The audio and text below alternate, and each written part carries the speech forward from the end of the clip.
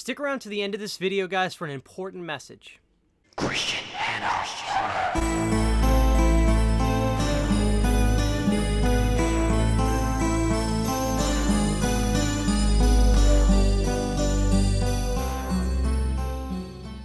What's going on, guys? Christian Hannah Horror here. After a long wait, we are finally starting the top 5 horror movies of the 2000s, and what year better to start than the first one, the year 2000. Okay, so the year 2000 is interesting because upon researching and seeing what movies came out that year, I was surprised to find some that I couldn't believe they came out in the year 2000. I thought they'd come out later than that, 05, 06, so interesting, and some of them I thought were well before that, and you get what I'm saying. This is always fun because you guys get to drop your comments below letting me know your list, and please be sure you do, because then if you drop a movie I haven't seen, I get to go watch it and find out if I like it too. Without further ado, coming in at number 5 is a movie called Killjoy. A little full moon action here. Killjoy to me is one of the last real classic style full moon movies. They still make some good stuff, but this is kind of where, like, I remember seeing this and feeling like I was still in like the heyday of full moon. I saw this movie a fairly long time ago. It was odd because it was a Blockbuster rental and I didn't realize it was a full moon movie yet. I really don't know if I realized what full moon was. I mean, Puppet Master itself I think is bigger than full moon, but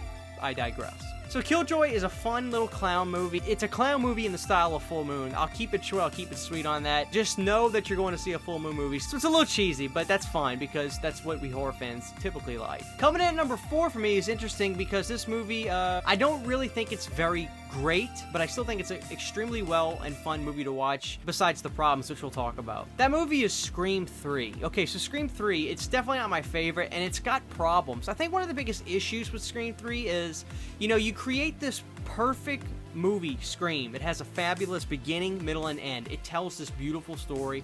So to try to tell more of a story that seemingly was perfect and done with proves to be hard. They managed to do it with Scream 2, which we may talk about that movie more in depth in the future. So by the time we get to Scream 3, it's interesting because I feel like they were just adding stuff to the storyline for the sake of it to be a Scream movie. It just felt like, okay, well, what else could we add to the angle of this? What else could we add to the angle of that? That's the way it comes across in Scream 3. Now, if you get besides those issues, there's some pretty good stuff in here. I love the ending scene with Nev and her brother. I thought that was great.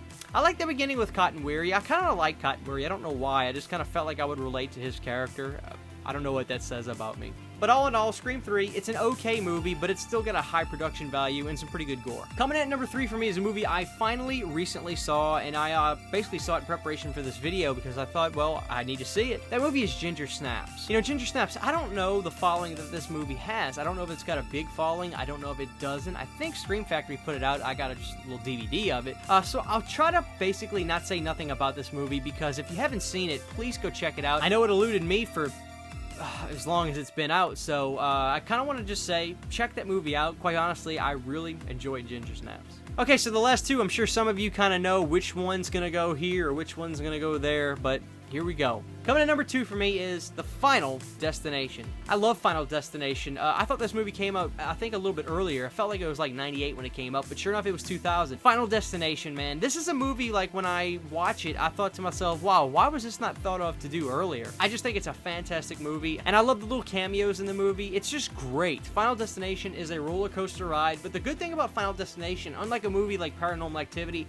I feel Final Destination has a lot of replay value. You can go back and watch this movie, and despite knowing what's going to happen, still enjoy it. It's a good looking movie, it's a good sounding movie, and it's just fun. Final Destination, a great horror movie that's different coming out of the post-Scream era. So a couple honorable mentions I do want to mention. The first one is a movie called Bloody Mary. This movie is ridiculous. It's so bad it's good.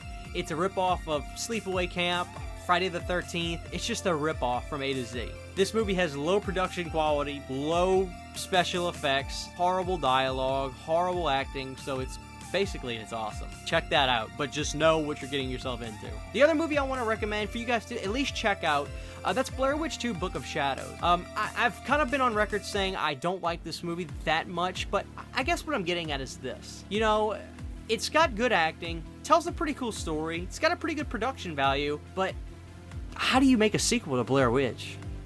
Okay guys, so here we go. My number one movie of the year 2000. I'm sure some of you already know what it is. The movie is American Psycho. This was a movie that I did not see again for the longest time. I maybe saw it about 7 or 8 years ago, and I was watching this horror documentary where they were showing movies and the way the genre changed over the years, and when they got to the year 2000, I saw this clip of this guy running around naked with a chainsaw, and I'm like, what is that? Find out what it was, American Psycho, so I'm like, well, I've got to see that. So, I absolutely loved the movie. I don't know if I'm supposed to laugh as much as I did in that movie. I definitely see how they were building up this dread and tension in the movie, but I couldn't help but just be like, oh my god, this guy doesn't even realize he's about to get hacked to death while he's listening to Huey Lewis. Plus, I'm a big Huey Lewis fan, A to Z. I love everything they do, so to see anything that has Huey Lewis in it is a plus for me. So there it is, guys. That's my top 5 movies of the year 2000.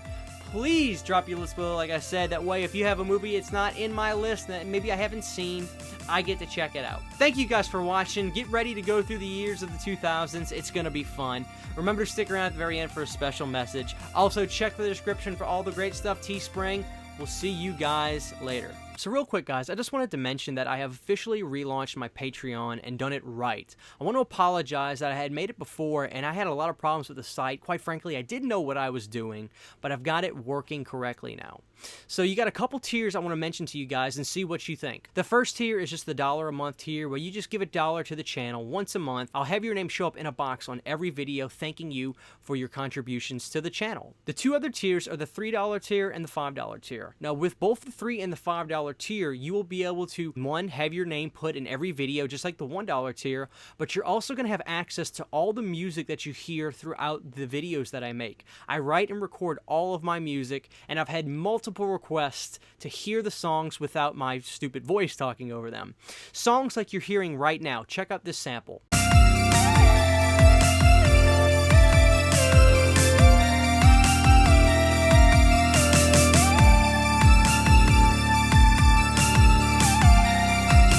The difference is with the $3 and $5 tier, with the $5 tier, you get first choice recommendations from me for what movies you'd like me to review or a topic you'd like me to talk about.